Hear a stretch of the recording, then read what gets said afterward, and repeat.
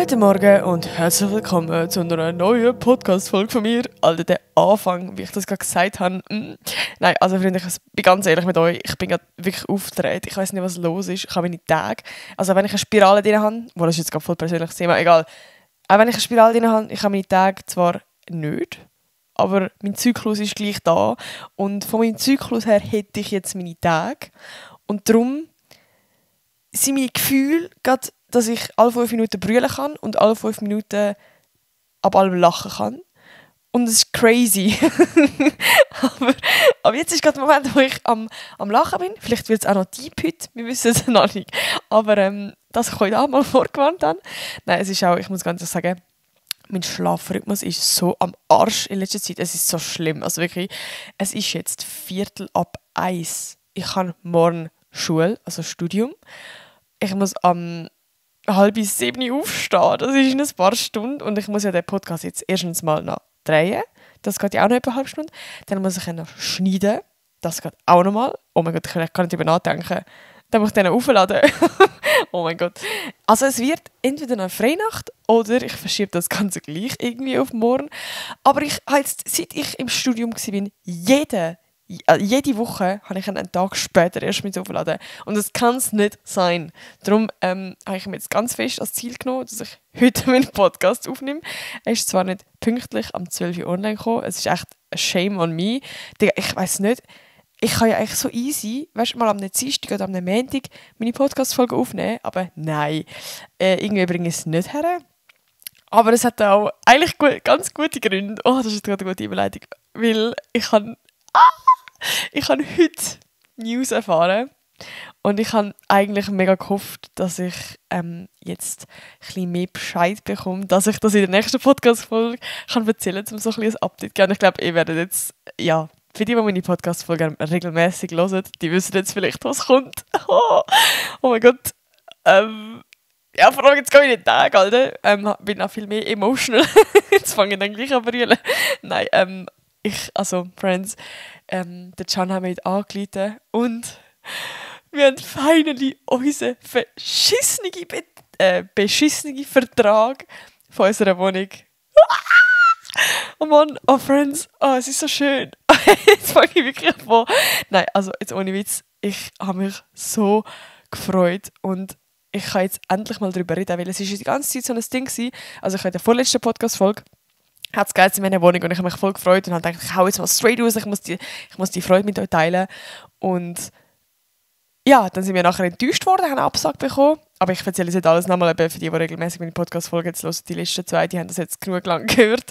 Aber auf jeden Fall, einfach ganz kurz fassend, eine Absage bekommen und haben durch die, weil sie uns aber gleich gut gefunden haben, jetzt ist da, ich hoffe, ihr hört das, mein Laptop nicht mehr beschreibt, haben wir nachher gleich irgendwie eine Nachricht bekommen von «Hey, es ist jetzt gerade spontan, er will jemanden kündigen, wir würden euch vorziehen und wir nachher das und das und das machen.» Also es war wie in dem Sinn eine Option gewesen, die wir bekommen haben, so unten durch, aber halt noch nicht eine Zusage. Und darum haben wir uns natürlich mega gefreut, aber wir haben uns noch nicht richtig freuen. Wisst ihr, was ich meine? Wir wollten jetzt alle anstoßen und das der Welt erzählen, weil es halt einfach noch nicht sicher war und wir nicht nochmal haben so enttäuscht werden.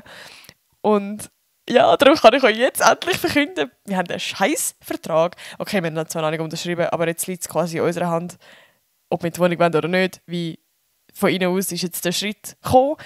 So, und obviously werden wir sie unterschreiben. Es ist wirklich, ohne Witz, ich weiss nicht, ob ich das schon mal erwähnt habe, aber ich glaube, dass alles im Leben einen Sinn hat und dass es irgendwie alles seine Gründe hat. Und ich habe das zum Beispiel bei meiner Bewerbung im Studium habe ich das mega krass gehabt, dass es genau so hat müssen kommen, wie es gekommen ist. Alles, es hat so crazy Zufall gegeben. Ich kann es euch mal erzählen, vielleicht habe ich schon mal erzählt, ich weiß es nicht mehr. Ich habe schon so viele Podcast-Folgen gedreht, ich weiß aber gar nicht, was ich schon erzählt habe und was nicht. Aber dann meint ihr, dass es auch so ganz viele spezielle Zufälle gegeben, die gar nicht mehr Zufall sein können, weil es für mich so crazy waren und so viel Glück irgendwo im Spiel und es hat wie alles einfach so müssen kommen, dass ich jetzt das scheiß Studium machen kann. Aber egal, das ist eine andere Story. Und auch bei der Wohnung jetzt, wir mussten die Absage bekommen, damit wir die andere Möglichkeit bekommen. Und jetzt, Alter, die Wohnung ist noch viel geiler. Also es ist genau am gleichen Ort, also heisst, die Location ist perfekt, so wie wir es uns gewünscht haben. Und zusätzlich ist es eine 2,5-Zimmer-Wohnung, die andere vorher wäre eine 2-Zimmer-Wohnung gewesen, also die ist grösser. Plus, ja, also nicht nur Größe vom Quadratmeter, sondern auch eben von den Zimmern und von der ganzen Einteilung ist es auch viel mehr, wie es uns gefällt. Nur schon die Küche, es hat eine Geschirrmaschine, die andere keine Geschirrmaschine gehabt. Und vor allem, jetzt kommt das Beste, die ist einfach billiger als die andere. Also die andere wäre schon ein guter Preis gewesen, aber das ist... Alter, das bekommst du wirklich nur unter der Hand. Also ich weiß nicht, wie wir so...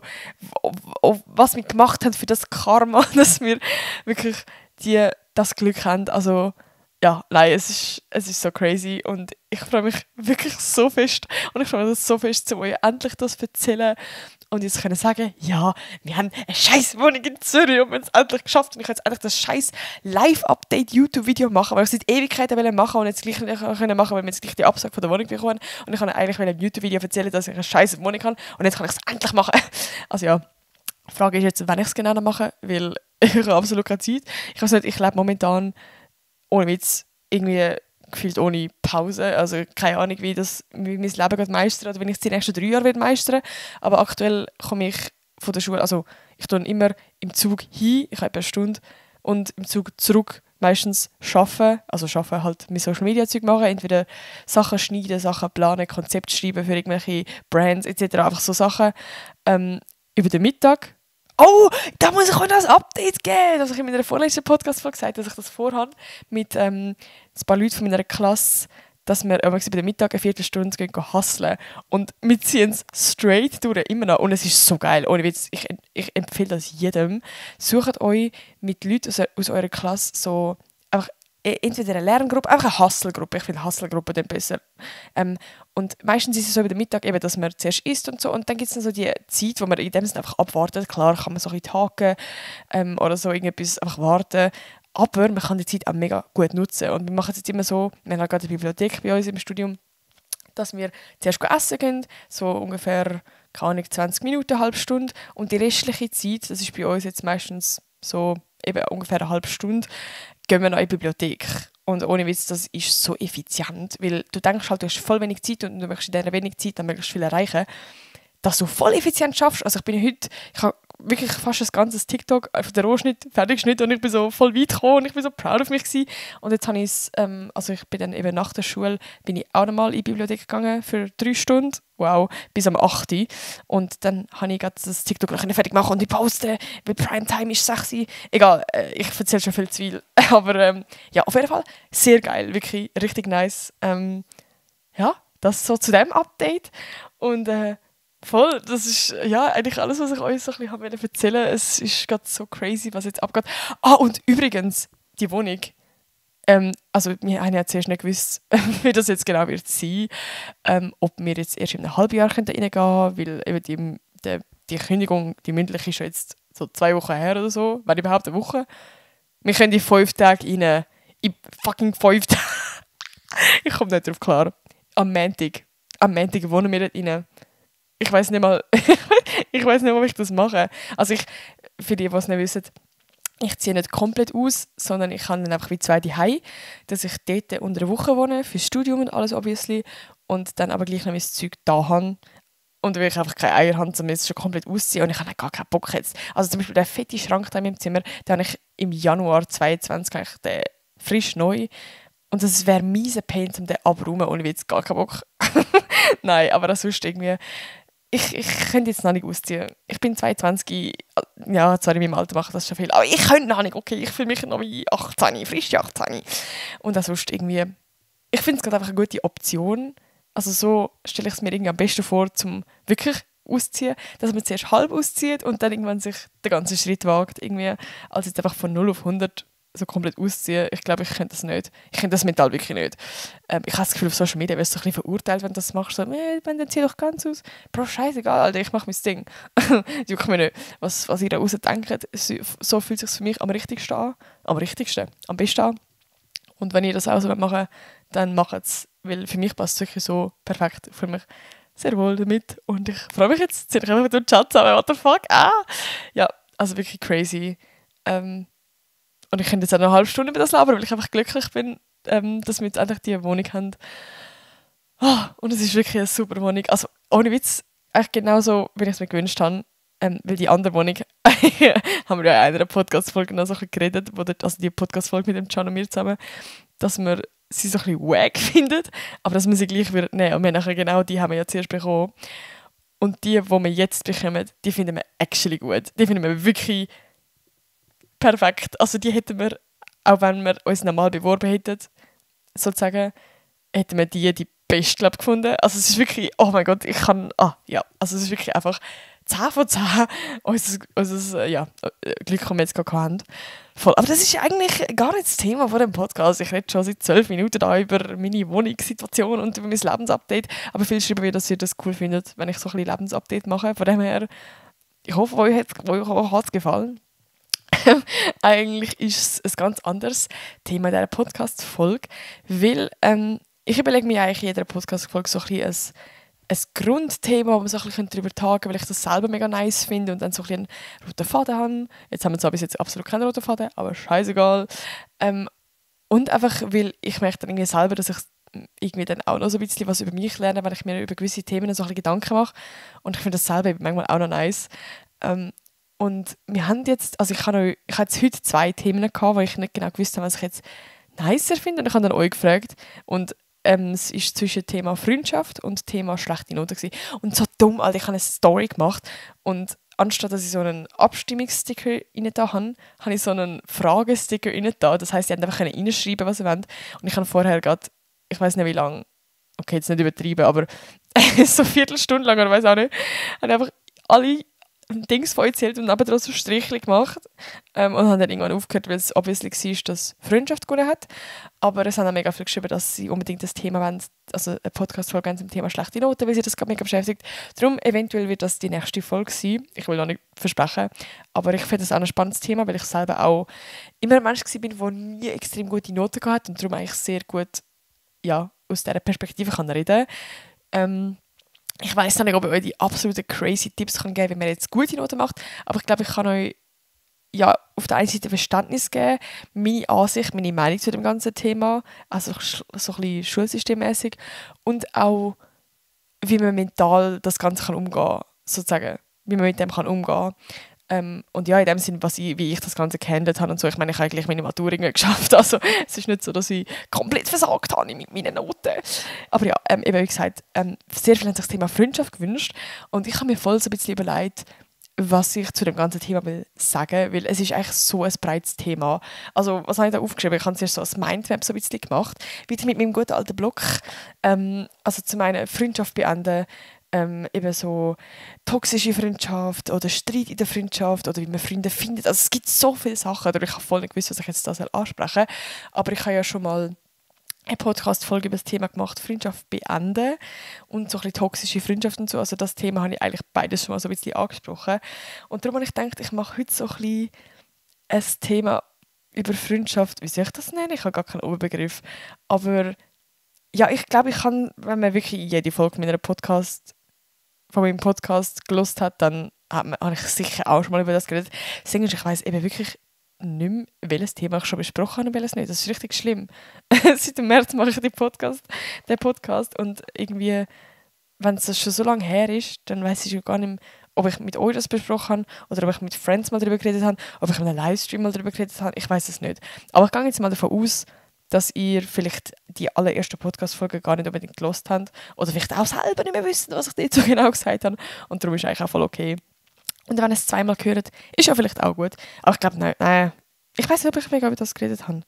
Aber ich sage auch so ein bisschen, was ich über Freundschaften gelernt habe.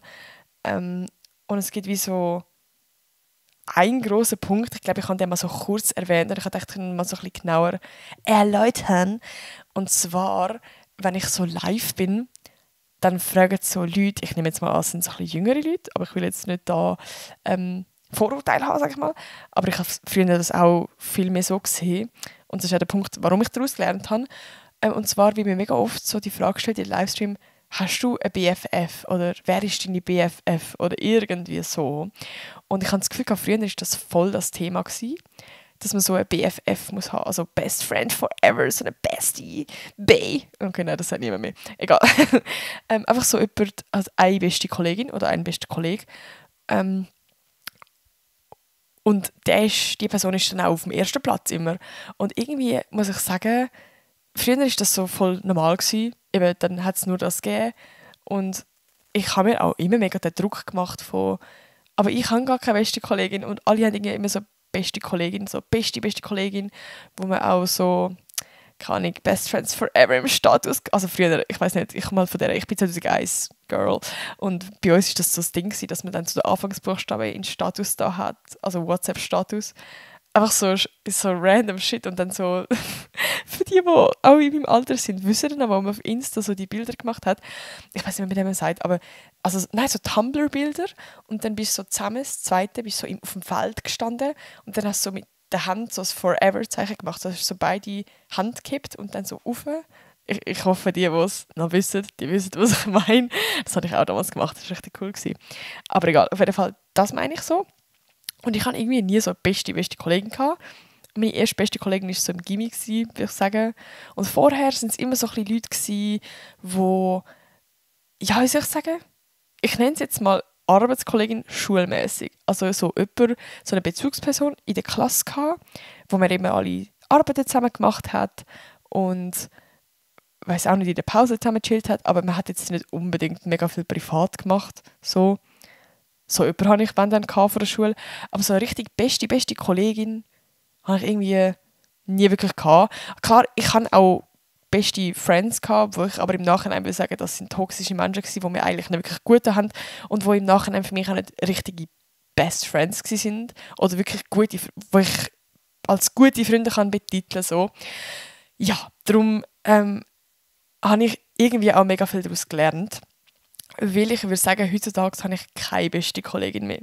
Und ich glaube, eben, wie gesagt, ich habe es schon mal in der Podcast-Folge angesprochen, aber ich finde es ein mega spannendes Thema, weil ich will es jetzt gar nicht zu früh wegnehmen, aber doch, ich sage es schon mal, ich habe keine beste Kollegin mehr, sondern ich sehe das Ganze viel mehr in Circles. Also First Circle, Second Circle, Third Circle und Fourth Circle, also erste, zweite, dritte, vierte Freundeskreis, sage ich mal, dass ich das viel mehr so unterteile als erstbeste Kollegin, zweitbeste Kollegin, drittbeste Kollegin. Und ich kann jetzt mal sagen, warum.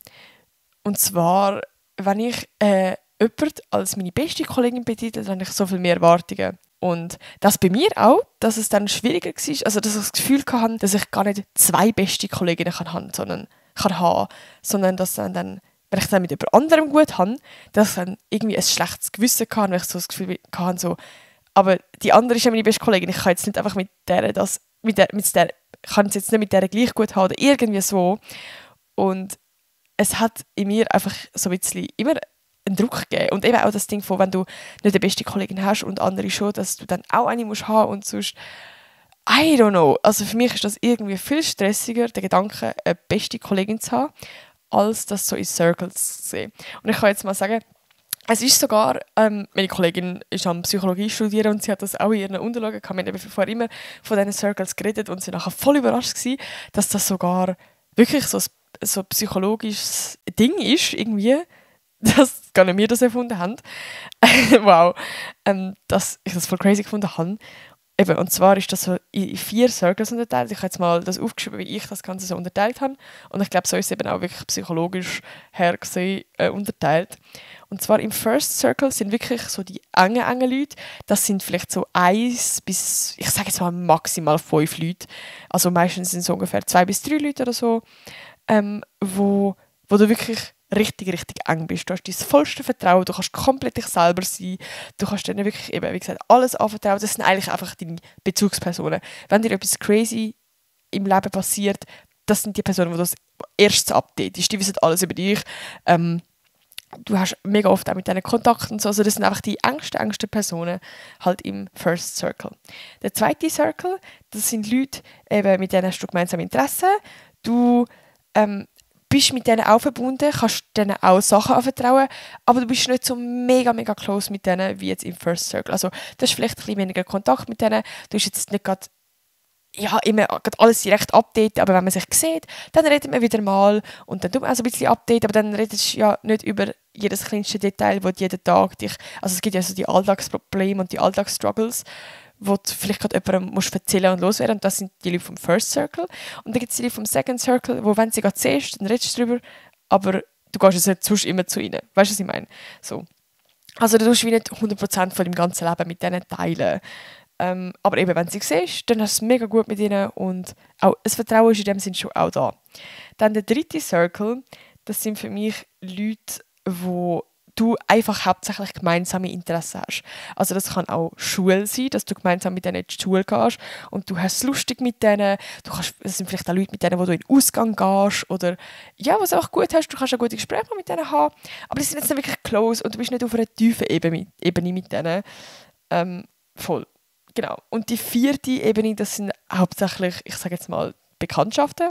Also Leute, denen würdest du Hoi sagen. So. Es können Leute sein, wo du, wenn du denen Hoi sagst, dass du noch kurz mit denen redest oder so. Aber das hat jetzt nicht viel mit denen zu tun. Also es kann sogar sein, dass das Leute sind, wo du einfach Smalltalk führen musst oder wo du gar keinen Bock hast auf die. Du kennst sie halt einfach. Es können auch Freunde von Freunden sein. Oder irgendwie alte Klassenkameraden, wo du schon lange keinen Kontakt mehr hast. Das sind einfach so die Leute, einfach Bekanntschaften. So. Genau, und ich unterteile wie meine Friends oder meine Leute, die ich kenne, in diese Circles und das entspannt mich so viel mehr. Also wie, ich mache jetzt nicht bei jeder Person, denke ich jetzt, in welchem Circle die ist. Es ist ja nicht so eine ganz klare Linie, es gibt ja schon in dem Sinn Grauz, sondern es ist so ein schöner Verlauf, so ein Übergang. Und das verändert sich ja auch stetig. Also es kann mega gut sein, dass Leute, die im dritten Circle sind, auf einmal im zweiten Circle sind und dann vielleicht sogar in den ersten rutschen. Und es kann sein, dass Leute, die im ersten Circle sind, wieder in den zweiten rutschen und irgendwann wieder in den dritten oder irgendwie so. Und das verändert sich ja stetig. Und das fällt mir so viel einfacher, wenn ich das als Circle sehen will, dann weiss ich so, hey, es muss nicht immer jemand auf dem Platz 1 sein, sondern es gibt Leute, die sind in meinem First Circle. Das können mehrere Leute sein, das kann aber auch nur jemand sein. Es kann blöd gesagt auch niemand sein. Oder nur meine Family oder irgendwie, I don't know. Also wie, eben im First Circle kann ja auch Family sein. Es ist wahrscheinlich auch Beziehung im First Circle. Ja, mir vereinfacht es irgendwie das ganze Bild. Es nimmt mir so mega den Druck von dieser Rangliste und von dieser, wer finde ich jetzt am besten oder am zweitbesten, am drittbesten. Und wenn ich jemanden am erstbesten finde, dann muss die Person immer auf der Nummer 1 sein. Und so kann es sich viel mehr stetig mal rutschen und ich kann mich auch viel freier fühlen. Also das habe ich mega als Unterschied gemerkt, seit ich das andere denken habe, dass ich irgendwie viel offener kann zu anderen Leuten sein. Weil vorher war eben das Ding von gefühlt von, ich bin schon besetzt, so, ich habe schon beste Kollegen, ich muss jetzt nicht an mehr Leute suchen. Also, es ist mega doof, aber so wirklich das Denken hatte ich gehabt, so, als ich in der Sek war zum Beispiel, oder auch im Gymi eigentlich noch. Und eigentlich seit ich aus dem Gymi bin, habe ich das wirklich nicht mehr so. Eben habe ich mir das Circling voll.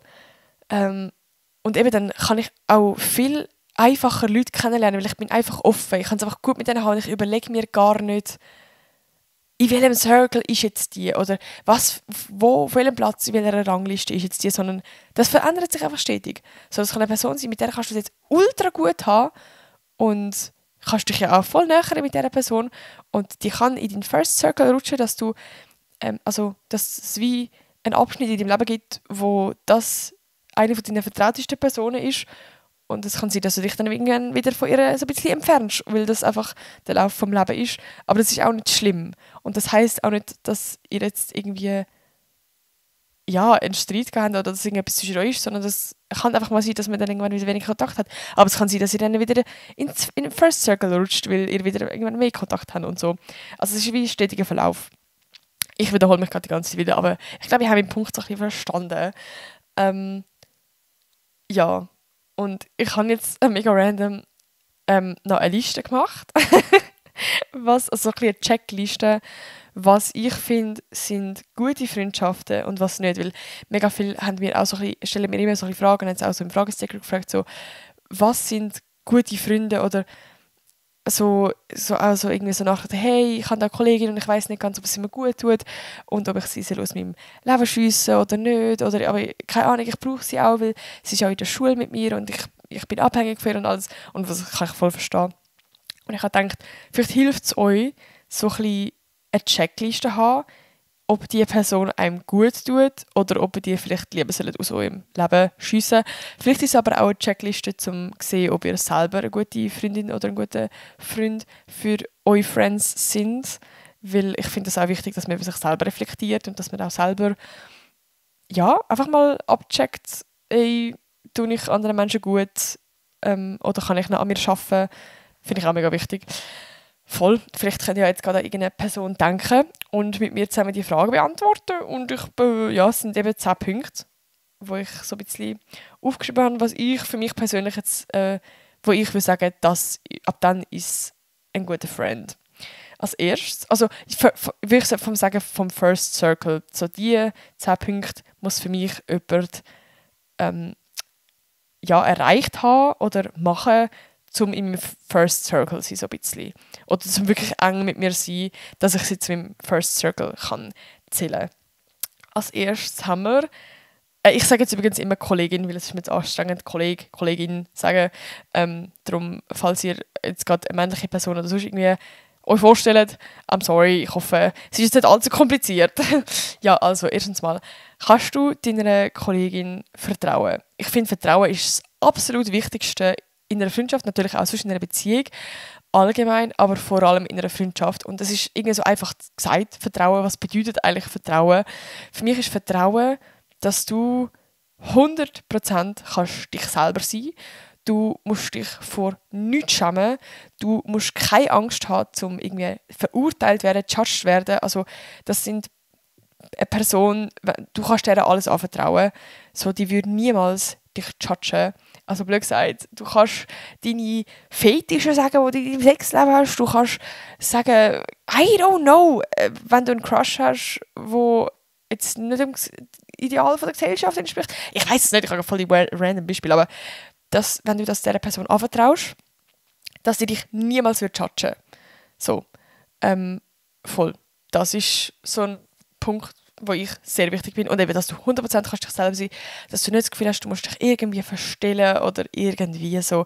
Du kannst einmal einfach eben sagen, hey, das finde ich auch zum Beispiel mega wichtig, dass du gerade bei der Social Battery kannst sagen, yo, irgendwie, heute meine Social Battery ist gerade so low, ich mag gerade nichts, ich muss gerade einfach heim machen und alleine sein, so. Voll. Das Zweite, Kommunikation. Also, ja, auch selbstverständlich irgendwie, dass man offen und ehrlich kann sein, eben, dass man über alles kann reden kann. Fließt eigentlich fast ein bisschen in den ersten Punkt, merke ich gerade. Aber dass man auch miteinander kann reden. Und ich finde gerade bei Kommunikation, was ich mega aus Leuten gelernt habe, wo ich mittlerweile nicht mehr in meinem Leben habe, weil es für mich einfach wichtig ist, können zu kommunizieren, dass wir auf einer gleichen Ebene kommunizieren, was ich mit gewissen Leuten nicht auch können. Dass man gerade zum Beispiel auch, wenn man Streit hat, dass man dann nicht respektlos wird, dass man probiert, die andere Person zu verstehen, in dem Sinne Empathie zeigt. Wo ich merke, ich tue alle Punkte, die ich sonst schon aufgeschrieben habe, schon auflisten. Aber egal, es ist also wie, irgendwo fließt ja alles ineinander rein, sozusagen. Aber dass ihr auf einer respektvollen Ebene miteinander könnt über Streit klären und nicht, dass ihr einander angreift, dass ihr einander beleidigt, dass ihr einander ignoriert. Also mega oft habe ich, gerade früher, als ich ein bisschen jünger war, schnell mal Friends gehabt, die so das Eingeschnappte dann gemacht haben, so, ja, aber du verstehst das ja eh nicht. Oder was war noch so gewesen? Auch so das Ignorieren. Oder was ich auch schwierig finde, ist, wenn man so per Chat streitet und Leute dann einfach gerade die Emotionen Nachrichten schreiben und gar nicht über sich reflektieren oder über die Situation reflektieren. So, ich bin ein Mensch, würde ich sagen, gerade früher, wenn man so öfters so Knatsch hat, so per Chat mit Friends, dass ich dann eher ein Mensch war, der zuerst noch nicht direkt zurückgeschrieben hat, sondern zuerst mir ein bisschen Gedanken gemacht habe, vielleicht sogar noch irgendwie mit meiner Mama oder so geredet habe oder I don't know, einfach so zum kurz aus meinen Emotionen rauskommen und dann einen Text verfassen, wo ich mir ganz genau überlege, bei jedem Satz, wie ich den formuliere und wie der bei der anderen Person überkommen und alles, gerade auch weil es per Chat vielleicht schnell falsch verstanden werden so. Also, dass ich vor allem den Text schreibe, wenn ich draussen von meinen Emotionen bin, weil meistens, wenn du ja streitest, bist du mega in Emotionen und hässig und keine Ahnung, ich habe es halt eben auch schon erlebt, dass es dann wirklich Leute gegeben hat, die mir einfach Text geschrieben haben, wo ich mir so gedacht habe, Alter, checkst du gerade, was du mir da schreibst? Kannst du bitte nochmal schnell durchlesen, was du mir da geschrieben hast? So, und ja, ist jetzt halt mein persönliches Ding, wo ich nicht so gut damit umgehen kann, wenn Leute einfach gerade direkt schreiben und null über sich selber können reflektieren. Und das gehört für mich auch einfach zur Kommunikation, dass man da respektvoll bleibt und ja, über sich selber reflektieren kann, selber kann Fehler auch einsehen und eben Empathie gegenüber der anderen Person bringen, dass man sich kann in die andere Person fühlen und dass man nicht immer gerade in einem Streit dann ist von die ist jetzt die Böse, sondern vielleicht zuerst überlegt, hey, wieso hat die Person so und so reagiert und das gemacht. Dass man zuerst probiert, so die andere Person nachvollziehen, als sich selber immer als Opfer zu sehen. Was schwierig ist, aber was ich auch lernen musste. Aber das finde ich allgemein in Kommunikation mega wichtig. Jetzt nicht nur in Freundschaften, allgemein mit Menschen, mit Streit, mit Familie, mit Beziehung etc. Über diesen Punkt habe ich jetzt gerade Ewigkeiten geredet, aber ja. Dritter Punkt, da sein in guten und schlechten Zeiten. Es gibt Leute, die entweder immer nur in guten Zeiten da sind und sobald es dir mal scheiße geht, dann verpissen sie sich, weil sie keinen Bock haben auf das ganze Drama und jetzt den Effort geben, um dich aufzupäppeln oder für dich da zu sein. Aber es gibt auch umgekehrt Leute, die nur ja, blöd gesagt, wenn es dir scheiße geht, bei dir sind und die ganze Negativität mit dir teilen und sobald es dir mal gut geht, dass die Person dich dann innen runterzieht oder sich vielleicht gar nicht unbedingt kann für dich freuen, sondern nur in den negativen Moment kann für dich da sein oder so. Ich finde, es muss so ein gutes Maß sein und beides ist wichtig, dass man, wie gesagt, eben in guten und in schlechten Zeiten füreinander kann da sein. Eben, dass man sich kann freuen für die andere Person und dass man auch kann da sein für die Person, wenn es einem nicht so gut geht. Also für dich oder eben du für die andere Person. Ja. Viele Punkte habe ich schon gesagt. Empathie, Verständnis einfach für deine Gefühle und für deine Bedürfnisse kann die Person nachvollziehen, eben wenn du mal sagst, hey, meine Social Battery ist gerade auch, ich mag gerade nicht, dass die Person nicht irgendwie in dem Moment ist von, Alter, finde ich richtig assi von dir, wir haben doch jetzt irgendwie gesagt und dass wir jetzt an die Party gehen und wieso kommst du jetzt nicht und I don't know, sondern dass man dann in dem Moment Verständnis zeigt oder wenn man vielleicht mal ein Treffen muss absagen, weil es einem entweder nicht gut geht oder weil man Stress hat oder irgendwie so, dass man in dem Moment Verständnis kann gegenüberbringen der anderen Person und nicht irgendwie dann nur an sich selber denkt und hässig ist. Voll. 5. Punkt, gemeinsame Interessen. Finde ich irgendwie, ja, gehört auch einfach zu einer Freundschaft so ein bisschen, dass man über gemeinsame Sachen kann reden. Ich finde, unter gemeinsamen Interessen versteht man immer so als erstes, ja, irgendwie gemeinsamer Sport oder irgendwie so. Aber nein, es kann auch schon sein, dass er irgendwie die gemeinsame Musik gerne hört, irgendwie gemeinsame, also keine Ahnung, die gleichen Bands nice findet oder keine Ahnung, die gleiche Content auf Social Media. So ich zum Beispiel, das kann mit einer Kollegin so voll Gossip von Bibi und Julian, wenn wir voll in dem Thema sind und dann ist einfach, also ja, das ist jetzt unsere Gemeinsamkeit, wow. Also das kann mega klein sein. Aber ja, einfach, dass man so eine Gemeinsamkeit hat und die auch irgendwie so miteinander teilen kann.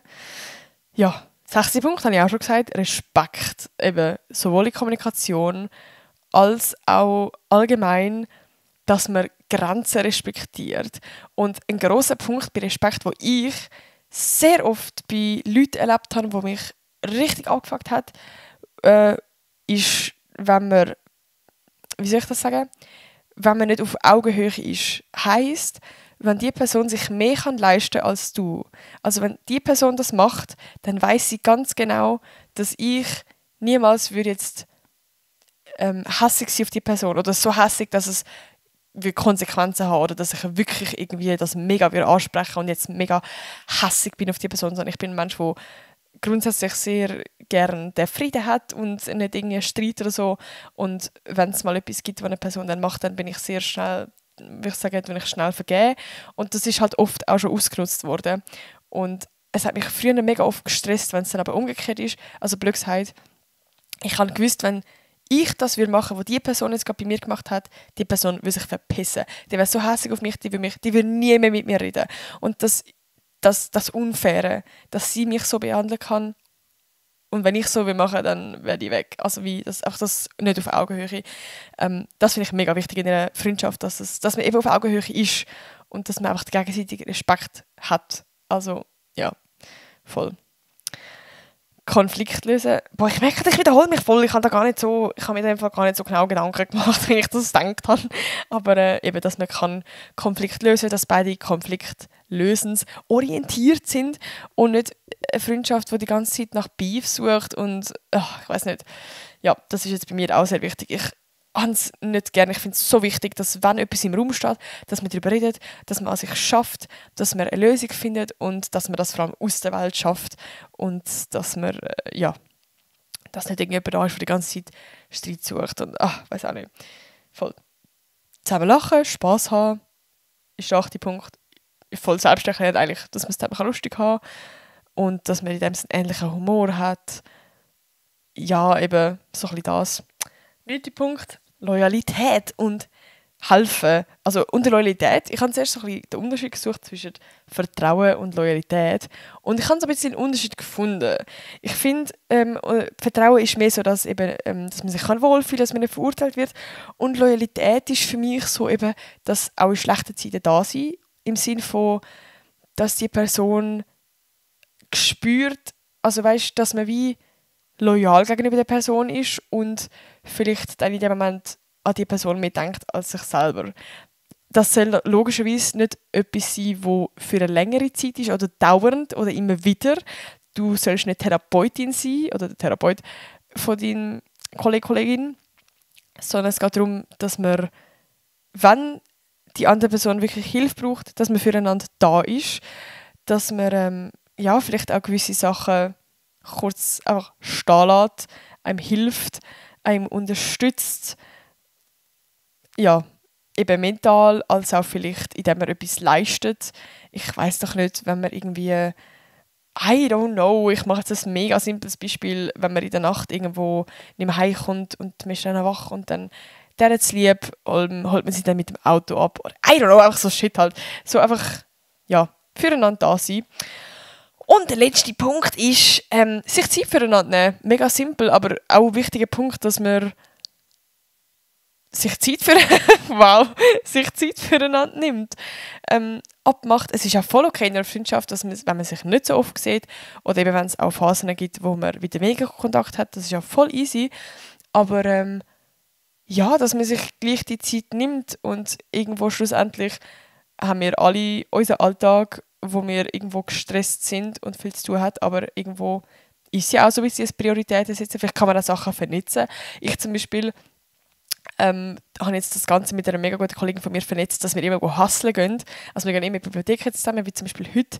Und dann sehen wir uns, können über unser Leben reden, können uns updaten, können nach dem Hustlen zusammen essen gehen und so. Und gehen aber gleich 3 Stunden in die Bibliothek.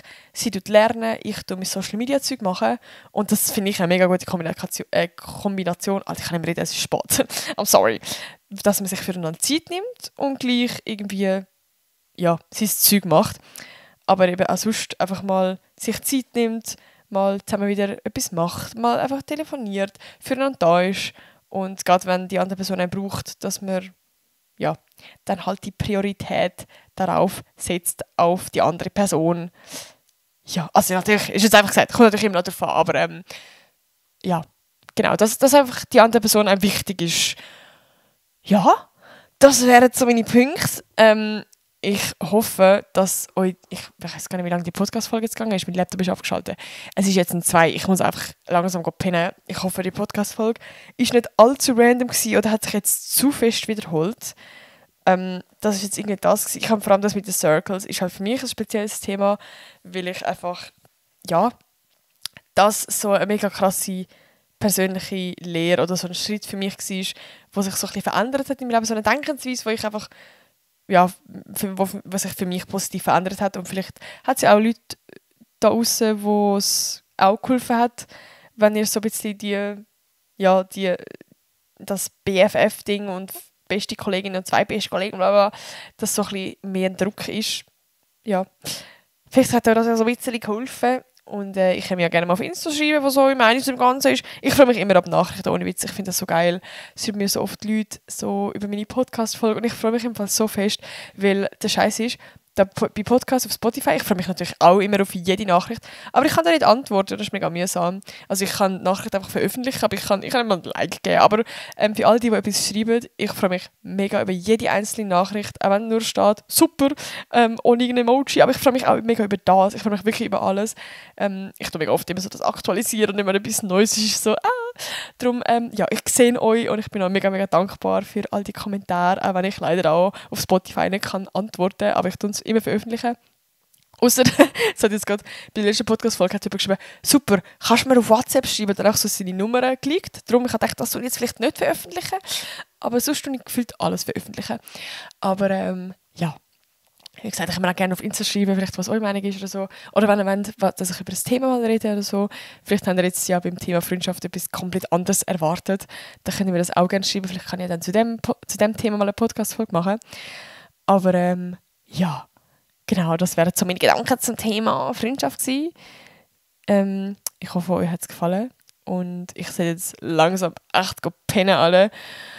Boah, ich muss jetzt... ich will gar nicht ausrechnen, weil ich muss wieder aufstehen. Ich will es gar nicht. Aber ich habe jetzt morgen ein neues Modul. Ich habe jetzt Animation abgeschlossen.